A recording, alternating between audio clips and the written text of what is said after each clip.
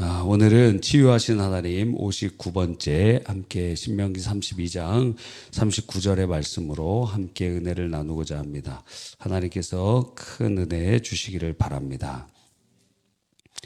오늘 비가 계속 많이 오고 있습니다. 지금 아까보다 더 많이 오고 있는데 여러분 이렇게 비 중에도 금요철에 오셔서 함께 예배하는 여러분에게 하나님께서 큰 은혜 주시기를 바랍니다. 하나님께서는 어떤 분이신가? 오늘 본문에 보면 몇 가지로 설명해 주고 계십니다. 자, 이제는 나 곧 내가 그인 줄 알라. 나 외에는 신이 없도다. 그래서 하나님만이 참신이시여 유일하신 하나님이심을 보여주십니다. 그런데 바로 그 뒤에 나는 죽이기도 하며 살리기도 하며 상하기도 하며 낫게도 한다 하시면서 하나님이 어떤 분이세요? 절대 주권자 하나님이심을 우리에게 알려주고 계시는 것입니다. 그래서 오늘은 바로 그 부분에 집중해서 주의 음성 듣기를 바랍니다. 하나님은 절대 주권자이십니다. 그래서 생명도 죽음도 치유도 질병도 누구의 손에 있느냐? 하나님의 손에 있다는 거예요. 그래서 주님의 손에 있다고 한다면 그러면 죽음에 있는 자가 살 수 있는 길은 어디에 있습니까? 하나님께 가는 거예요. 질병에 있는 자가 치유받는 길이 어디에 있습니까? 하나님께 있는 것입니다. 그래서 하나님의 절대 주권자 이 되심을 우리가 깨닫는 것이 너무도 중요한 것입니다. 절대 주권자이신 하나님을 인정하느냐 그렇지 못하느냐는 우리의 신앙생활에 너무도 중요합니다. 그래서 우리는 우리의 신앙생활을 돌아보면서 나는 하나님을 절대 주권자로 받아들이고 있는가? 하나님은 나의 절대 주권자이신가? 그래서 예수님께서 나를 따라오려거든 자기 가족, 자기 배우자, 자기 자녀, 심지어 자기 목숨까지 미워하지 아니하면 내 제자가 될 수 없다 말씀하고 계시는 것입니다. 우리는 하나님이 절대 주권자이심을 인정하는가? 우리는 죽음과 삶, 질병과 치유의 절대 주권자이신 하나님을 정말 그대로 인정하는가? 그래서 이스라엘의 그 광야의 40년의 삶을 돌아볼 때 그것은 다름 아닌 하나님께서 죽음과 생명, 질병과 치유의 주권자, 절대적 하나님, 절대 주권자임을 훈련하는 곳임을 깨닫게 되는 것입니다. 광야. 그래서 광야를 통해서 우리는 하나님을 절대 주권자로 깨닫게 되는 거예요. 광야. 그래서 여러분의 인생 광야에 도달하게 되는 것입니다. 광야. 그 광야에서는 아무것도 할 수가 없어요. 하나님 없으면 살 수 없는 것입니다. 그래서 광야의 삶은 절대 주권자이신 하나님을 믿고 인정하고 의지하도록 만드는 장치로 사용되고 있다라는 것입니다. 여러분이 지금 인생 광야길에 있습니까? 그 광야가 질병으로 찾아왔습니까? 그 목적이 무엇이냐? 생명과 죽음, 치유와 질병의 그 모든 것을 주관하시는 하나님을 너가 인정하느냐? 이것이 과업이라는 거예요. 광야의 과업이 바로 그것입니다. 그게 인정될 때 광야가 끝나는 것입니다. 이 광야의 삶에 이것을 인정할 때 하나님께서 우리에게 생명과 치유의 역사를 베풀어 주신 줄 믿는 것입니다. 신앙생활을 돌아보면 몇 가지의 단계들을 거치는 것처럼 보입니다. 이스라엘 백성도 마찬가지죠. 이스라엘 백성 하나님께서 어떻게 하시죠? 창세기에 보면 우리가 성경대학에서 계속 반복하는 것인데 창세기에 보면은 창세기에서 창세기를 어떻게 바라보느냐에 따라서 관점이 다릅니다. 근데 이 창세기를 출애굽한 백성들에게 주셨다고 우리가 바라보는 시각으로 보면 이 창세기는 두 가지의 핵심 가치를 가지고 있어요. 첫 번째는 무엇이죠? 바로 너희들이 애굽에서 수많은 다신교들을 섬겼는데 너 강을 보면서 나일강의 신이라고 생각하여서 바로가 너희가 낳는 장자들을 아들들을 나일강에 던져라. 이거 뭐냐면 나일강의 신의 인신제사로 드리라는 거예요. 심청이를 던지는 것처럼 말입니다. 그러니까 그들이 나일강을 신으로, 메뚜기를 신으로, 어둠을 신으로, 빛을 신으로, 질병을 신으로 그들이 믿었는데, 그런데 그게 아니라는 거예요. 그 모든 자연 환경들은 하나님이 창조하신 것이다. 태초에 하나님이 천지를 창조하시니라. 빛이 있으라 하니 빛이 있었고, 너 빛, 그 이집트의 신 중에 강력한 신, 라 신이잖아요. 빛의 신이잖아요. 빛, 그건 신이 아니고 하나님이 창조하시는 것이다.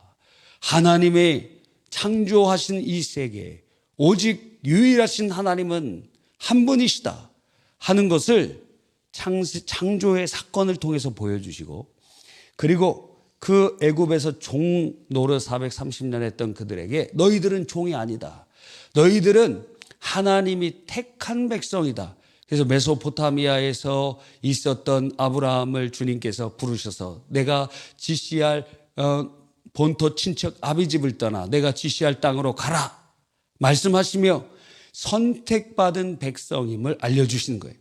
그래서 아브라함을 통해서 이삭을 낳고 이삭을 통해 야곱을 낳고 야곱을 통해서 12아들이 있고 12아들이 애굽으로 가서 민족을 이루는 것입니다. 아브라함에게 주셨던 3가지 복 중에 하나, 바로 바다의 모래와 같이 너의 자손들이 많아질 것임이 성취되게 되죠.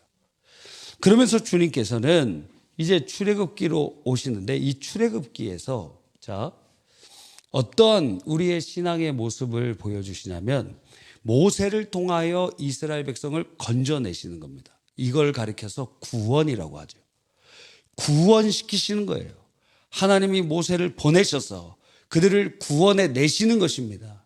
그렇게 하지 않으셔도 됐는데 하나님께서 이들에게 언약을 주시고 이들을 사랑하시기 때문에 이들이 아주 하나님 앞에 자랑할 것이 아무것도 없고, 신명기에 보면은 이들은 작은 종족이고 목이 곧은 백성이고 그리고 하나님 앞에 패역한 자들인데 하나님께서는 그들을 사랑하시고 그 조상들에게 주신 언약을 기억하심으로 그들을 건져내셨다 말씀하고 계시는 것입니다. 그래서 하나님을 어떤 분으로 출애굽 사건을 통해서 이스라엘은 깨닫게 되죠? 구원하시는 하나님. 하나님은 어떤 분이십니까? 구원자이십니다. 여러분을 구원해 내셨어요. 죄와 사망의 권세로부터 마치 모세를 보내듯이 하나님께서는 예수 그리스도 하나님의 아들을 보내셨고, 그분이 우리의 죄를 짊어지시고 십자가에서 몸짓고 피 흘려 죽으시고 부활하심을 통하여 하나님의 구원을 성취하셨습니다. 그래서 우리는 하나님을 어떤 분이라고 부릅니까? 구원자. 주의 이름을 부르는 자마다 구원을 받으리라. 할렐루야. 하나님을 구원자로 믿는 것, 그게 신앙의 1단계라고 할 수 있어요. 하나님은 어떤 분이시냐? 우리를 구원하신 분. 물론 창세기 여기까지 가보면 창조의 주님, 택하신 주님, 우리를 영원자를 택하신 주님 뭐 할 수 있지만, 출애굽기를 보면은 하나님은 어떤 분이신가? 하나님은 나의 구원자이십니다. 애굽에서 나를 구원해 주셨습니다. 애굽은 세상이요, 죄요, 우리의 옛 자의 본성이요, 그런 것들이라고도 할 수 있겠죠. 하여튼 하나님 건져주셨습니다. 하나님의 능력으로 10가지 재앙과 홍해 사건을 통해서 주님께서 그들을 건져주셨습니다. 우리를 죄와 사망과 저주의 권세, 마귀의 권세로부터 예수 그리스도의 십자가 부활을 통하여 우리를 건져주셨습니다. 믿습니까? 그러면 하나님은 여러분의 구원자가 되십니까? 예수 그리스도는 여러분의 구원자이십니까? 바로 우리는 이 단계를 거쳐서 믿는 자가 되고 성도가 됩니다. 예수님을 나의 주, 나의 하나님으로 영접하게 되는 것이죠. 그런데 이 출애굽한 성도들이 바로 가나안 땅에 들어가는 것이 아니라, 자, 1단계를 구원주, 구원자로 이제 믿었다면 하나님께서는 우리의 신앙의 여정 가운데 2번째 단계로 이끌어 가시는 것입니다. 그게 바로 광야이죠. 광야의 목적은 무엇이라 그랬죠? 하나님이 절대 주권자이심을 믿는 것. 절대 주권자. 절대 주권자. 하나님이 절대 주권자이심을 믿는가? 이게 목표예요. 목표. 그 다음에 가나안 땅에 들어가서는 세 번째 무엇을 하십니까? 주님이 너의 왕이시냐? 그래서 왕 되심을 인정하는 거예요. 사사기가 무엇입니까? 왜 왕을 세우지 않고 사사를 세우셨죠? 하나님이 왕이시고 하나님의 대리자로 사사를 사용하시기 때문에.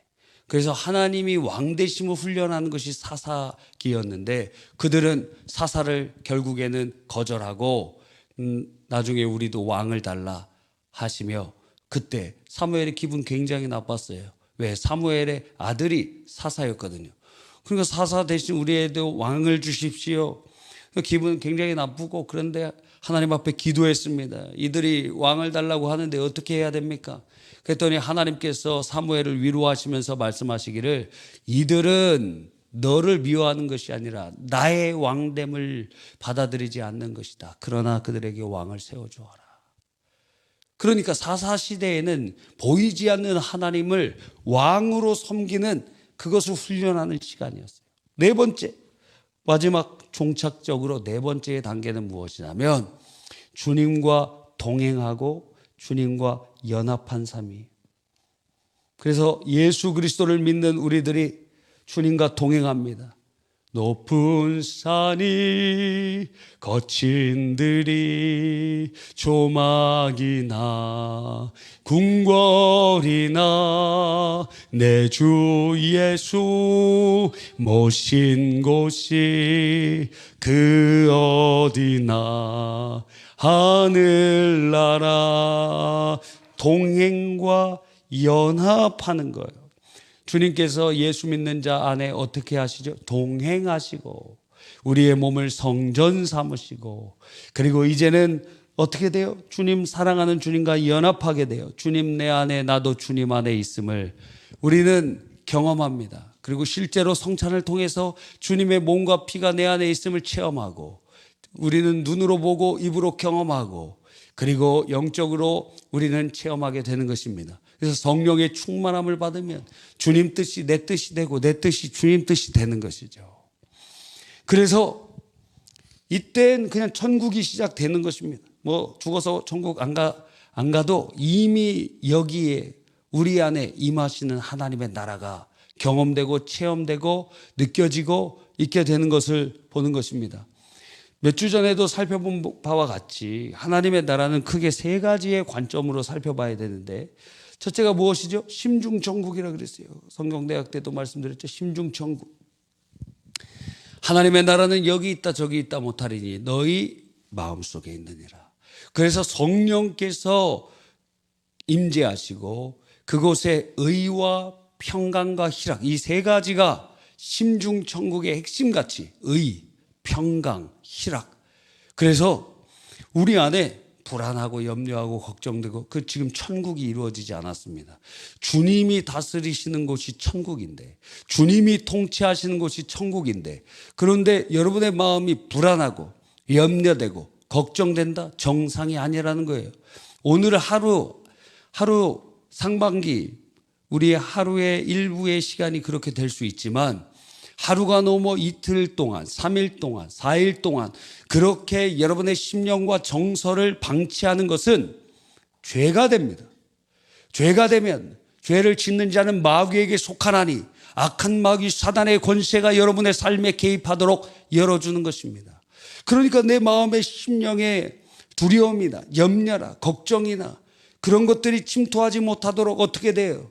주의 통치가 우리 안에 이루어지도록 성령의 충만함을 받도록 그래서 부르짖어 기도하고 그것이 은혜를 주는 것이 아니지만 하나님이 은혜를 주시는 것이지만 그러나 하나님은 감정을 갖고 계시고 그리고 우리가 부르짖기를 원하시니 그래서 주님 앞에 간절히 부르짖는 거예요. 주여 주여. 그러니까 여러분의 마음속에 바로 그러한 정서가 있도록 만들면 안 됩니다. 왜?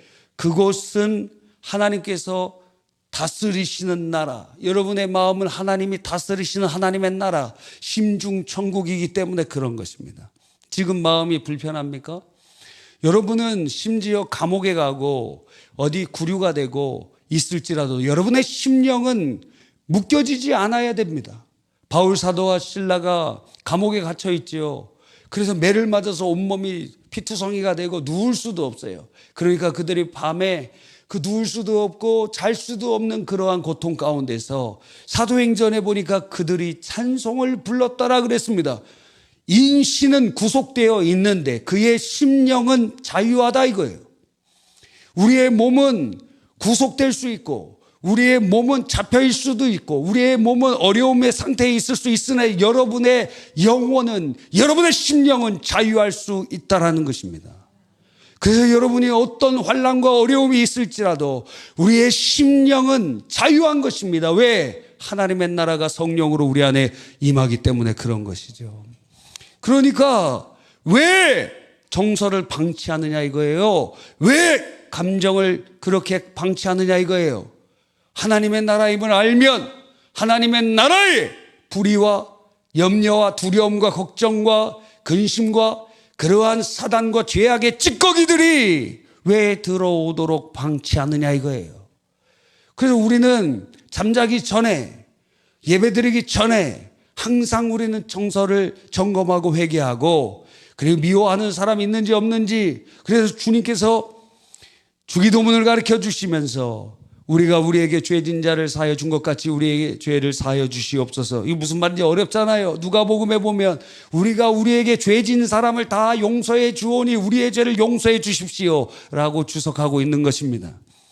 그러니까 심중천국을 주님께서 우리가 이루기를 원하고 계시고, 하나님은 우리에게 심중의 천국의 역사가 일어날 때 우리는 천국을 경험합니다. 근데 이 심중천국에 성령에 충만하면 어떤 역사가 일어났느냐?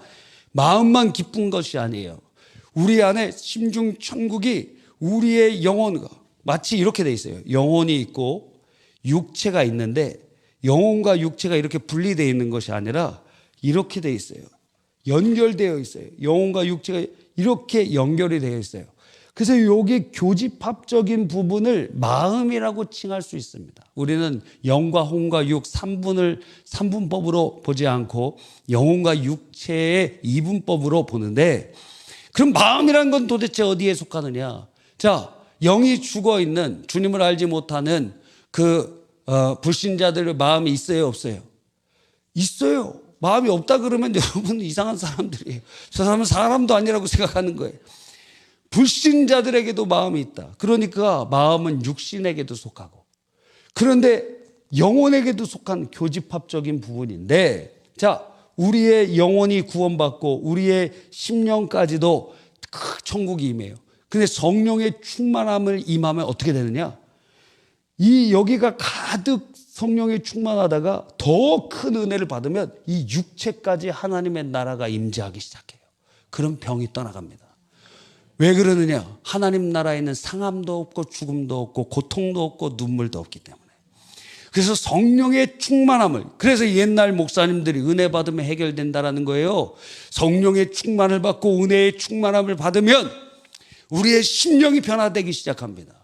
그리고 우리의 그 더 큰 은혜를 받으면 그 은혜가 우리의 육체까지도 완전히 주님께서 붙잡으시면서 육체의 질병이 떠나가고 귀신의 역사가 떠나가고 하나님의 놀라운 역사들이 일어나게 되는 것입니다.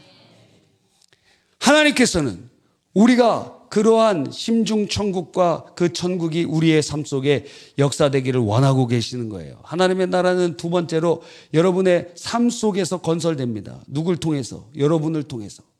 여러분의 입술의 복음의 증거를 통해서, 그리고 여러분의 삶에 실천하는 삶을 통해서 이루어져요. 복음을 증거합니다. 그래서 믿지 않던 영혼들이 예수께로 돌아옵니다.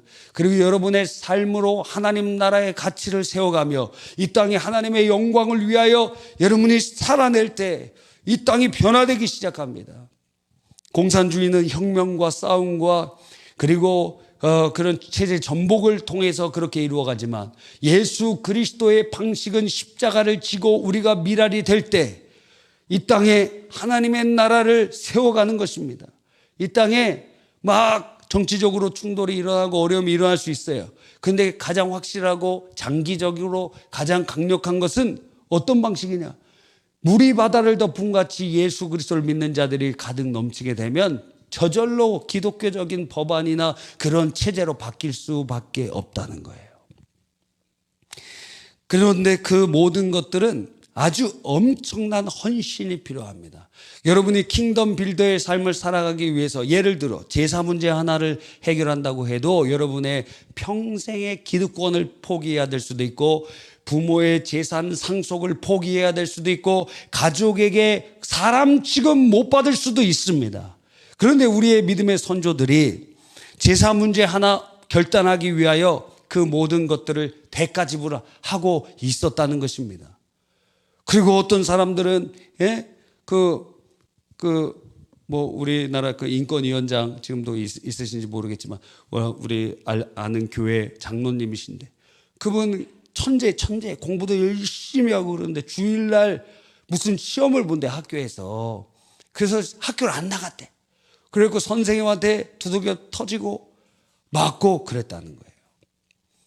여러분 군대에서도 마찬가지 아닙니까? 군대에서도 교회 못 나가게 할 때도 있거든요. 우리 교회에 계셨던 어떤 지금 목사님 되셨는데 그분은 교회 가는 것 때문에 그 선임들이 막 구타하고 때리고 괴롭히는 거예요. 그래서 자살하고 싶어 마음이 들어갔고 아버지한테 전화를 했대요. 아버지도 군목이시고 그런데 아버지한테 전화를 했더니 아버지는 원래 부드러운 분이셔서 그래 좀 너가 기회가 될 때 그렇게 하고 그렇게 해라 그렇게 할 줄 알았는데 아니 너가 그렇게 편하게 신앙생활 하는 것이 하나님 앞에 합당하냐? 결단할 때 결단하라 이거예요. 결단할 때 그렇게 부드러운 아버지가 그런 얘기를 하니까 의외였다는 거예요. 의외. 그래갖고 계속 맞아갖고 거의 자살 직전까지 갔어요. 그분이. 그런데 나중에는 신앙의 자유를 얻게 되었습니다. 이게 엄청나게 어려운 거예요. 2년 3년 동안 계속 매일 만난다고 생각해 보세요. 있을 수 있는 일인가? 그런데 그렇게 하나씩 세워가는 거예요. 여러분의 삶 속에서 하나님 나라의 가치를 세워가기 위하여 맞아 터지고 기득권을 상실하기도 하고 억울함을 당하기도 하고 그러면서 하나씩 바꿔가는 거예요. 하나씩. 외면하는 자들을 통해서는 천년이 지나도 바뀌지 않아요. 그러나 십자가를 지는 자들을 통하여 미랄이 되는 자를 통하여 하나님께서 변화시켜 가시고 은혜의 삶의 하나님 나라를 세워 가시는 것입니다. 세 번째는 예수 그리스도의 재림을 통해서 이 모든 것들을 이제 완성하게 만드시는 것입니다. 하나님의 나라를 우리는 복음을 증거하고 삶의 실천을 통해서 확장할 뿐만 아니라 예수 그리스도의 재림으로 모든 죄와 악과 마귀와 모든 것들을 멸하시고 하나님의 나라를 그분이 완성하실 것임을 우리는 보는 것입니다. 자, 그래서 이러한 하나님의 나라가 주님과 동행할 때, 주님과 연합할 때, 주님 내 안에 계시고 나도 주 안에 있을 때, 그럴 때 우리는 천국을 누리고 이제 주님 뜻 내 뜻 내 뜻 주님 뜻 되는 거예요. 그때는 기도하면 다 응답받아요. 왜? 주님 뜻대로 기도하니까.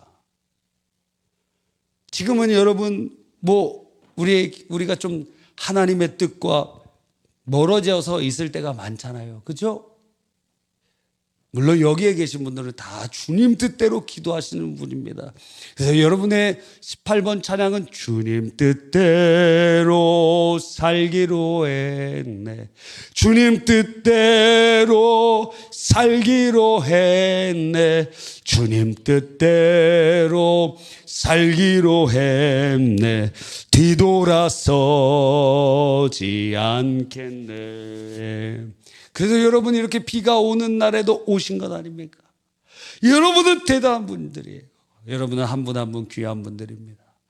이 자리에 있는 분들이 거의 교회에 기둥같이 역사하시고 또 세소식반 교사로도 헌신하시는 분들 대부분일 겁니다. 한번 손 들어보세요. 나는 세소식반에 시작전 게임이라도 한다. 손 들어보세요. 다 한 번 들어. 손 높이 드세요. 손 내리세요. 한 3분의 1에서 2분의 1 정도 되는 것 같습니다. 나머지 안 하시는 분들 도대체 다음번에는 꼭 참여하시기를 바랍니다. 절대 책망하지 않아요. 권면합니다. 다음번에 하세요. 그러나 다음번이 있을지는 몰라요. 내일은 우리의 시간이 아니기 때문에. 자, 그런데 그래서 하나님과 동행하고 그리고 주님과 연합하는 삶, 이것은 영적으로 보면 주님과 결혼 생활하는 것이라고도 할 수 있고, 그리고 갈라디아서 2장 20절의 표현으로 하면 나는 죽고 예수로 사는 삶이라고도 할 수 있고. 그러니까 이 사람에게는 이젠 걸리는 게 없어요. 이젠 언제나 주님 안에서 은혜 가운데 거합니다. 힘들 때도 주님을 동행하고 주님 따라가고 주님과 발 맞춰가고 주님의 벗이 되고 주의 친구가 되고. 할렐루야. 우리의 신앙생활은 이런 단계를 거쳐간다는 거예요. 여러분 어느 단계에 있습니까? 자, 구원자, 주님께서 구원자가 되셔서 우리를 건져주십니다. 예수 믿게 해주십니다. 우리의 강박한 마음을 열어주셔서 예수님을 영접하도록 인도해 주십니다. 주님이 우리의 구원자이심을 여러분 다 알고 계실 거예요. 자, 1단계 통과했어요. 그러면 하나님께서 내 삶의 절대 주권자이심을, 즉 하나님이 없으면 나는 못 산다는 것을 인생의 벽에 부딪히고 광야에 부딪혀서 그것을 깨닫고 인정한 상태에 있는가? 아마 그럴 수 있습니다. 남편이 바람 펴서 집에 돌아오지 않고 있고, 그래요. 그럼 이혼해야지.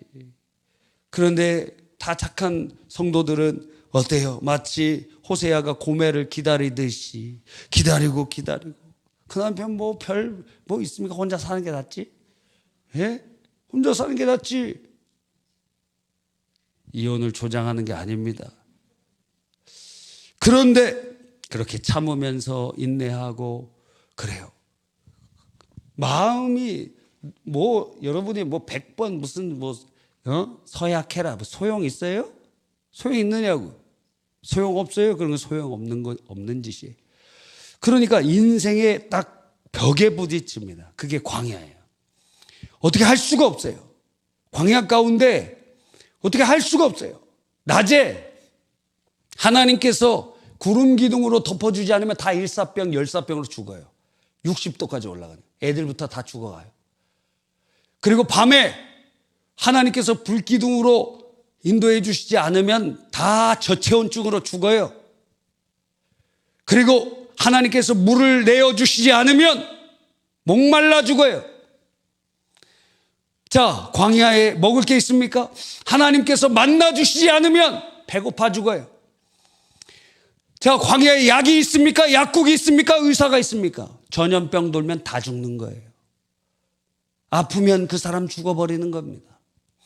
그러니까 뭔가 내가 할 수 있는 일이 없어요. 옛날에는 내가 지혜로, 내 능력으로, 내 힘으로, 나를 돕는 사람으로, 나의 배경으로 뭔가 할 수 있는 것처럼 느껴졌는데, 광야에서는 그 모든 것이 아무것도 쓰잘데기 없고 나를 도와줄 수 없다는 거예요. 그게 바로 광야입니다. 그 중에 하나가 질병이라는 것이에요. 질병이 찾아오기 전에는 내가 내 마음대로 할 수 있는 줄 알았어요. 내 뜻대로 내 방식대로 무엇인가 다 할 줄 알았어요. 그러나 질병에 직면해보니 사는 것과 죽는 것이 하나님의 손에 있고 질병과 치유하심이 하나님 손에 있음을 그 자리에서 고백하게 되는 것입니다. 여기에 절대 주권자이신 하나님을 인정하는 장치로 하나님이 사용하시는 광야가 무엇이냐? 질병이 될 수도 있다라는 거예요. 지난주에 어떤 분이 이렇게 기도 제목을 올려주셨어요. 봉헌함에다가 봉헌을 하시면서 기도 제목 올리셨는데 암이 발생이 된 거예요. 예, 암이 발생이 되고 초기가 아닌 것 같아요. 그러니까 막 염려가 되고 걱정이 되고, 그래서 어떻게 됩니까? 절대 주권자이시 생명과 죽음, 치유와 회복에, 그리고 질병도 치유도 하나님 손에 있음을 인정하고 주님 앞에 엎드려지기 시작하는 것입니다. 그게 우리의 모습이에요. 인생의 벽, 광야, 질병의 광야에 도달할 때 하나님은 바로 그것을 목적하고 계시는 것입니다. 어쩌면 그 숙제가 해결되면 여러분의 질병이 치유되는 하나님의 역사를 경험할 수도 있습니다. 그래서 생명과 죽음, 질병과 치유의 그 모든 주권자가 하나님이시구나. 그래서 다른 어떤 것들을 의지하던 것들을 이제는 내려놓고 광야 가운데 주님만 바라보면서 그곳에서 회복하고 그곳에서 치유되고 그곳에서 주님을 만나는 것입니다. 지금 한 80 정도 넘으셨는가 그 목사님도 원래 신앙생활을 굉장히 잘하는 집사였거든요. 여의도 순복음교회 안수 집사였습니다. 누구 얘기냐면 윤석전 목사님 얘기예요.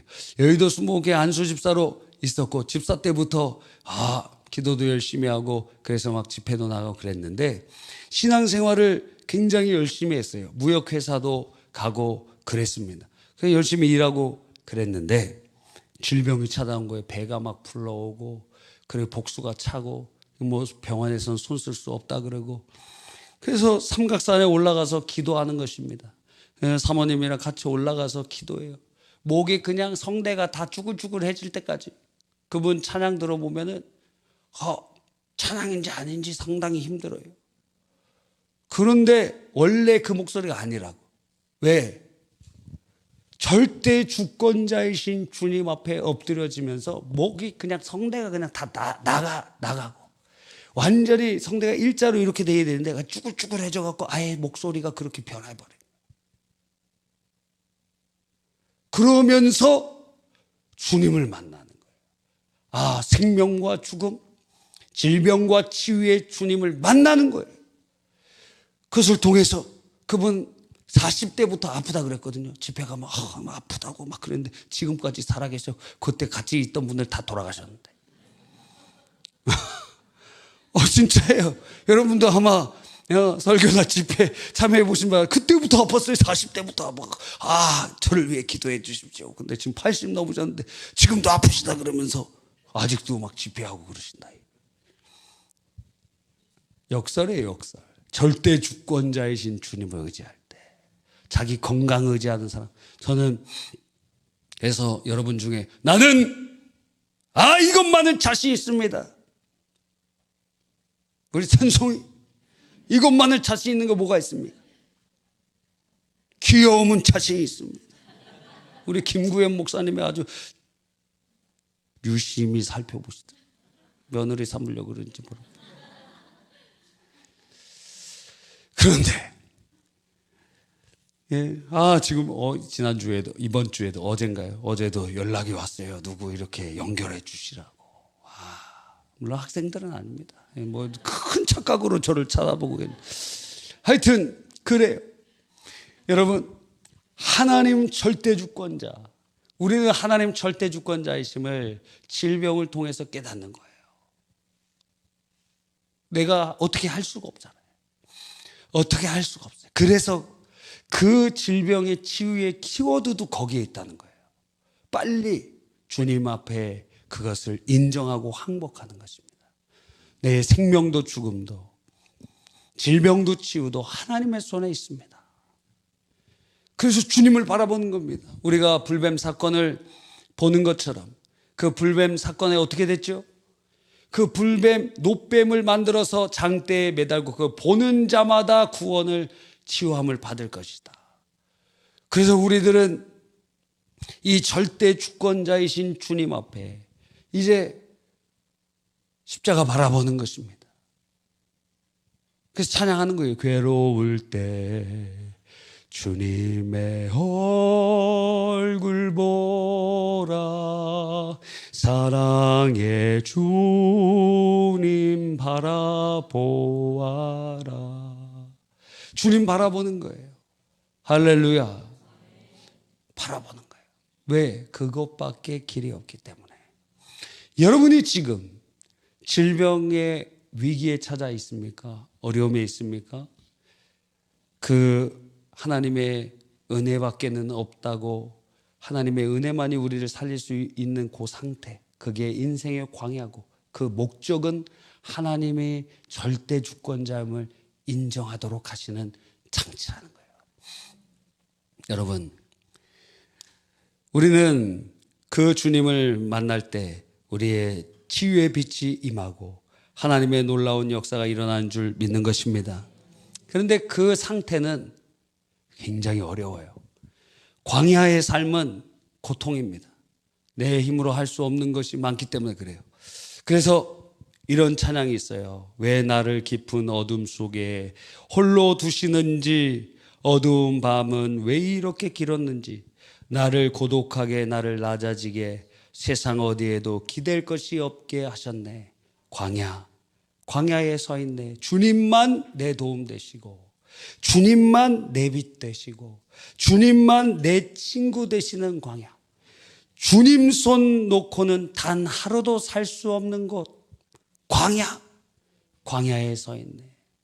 여러분 가운데서도 병원에 입원했을 때 그곳에서 도대체 누구를 의지합니까?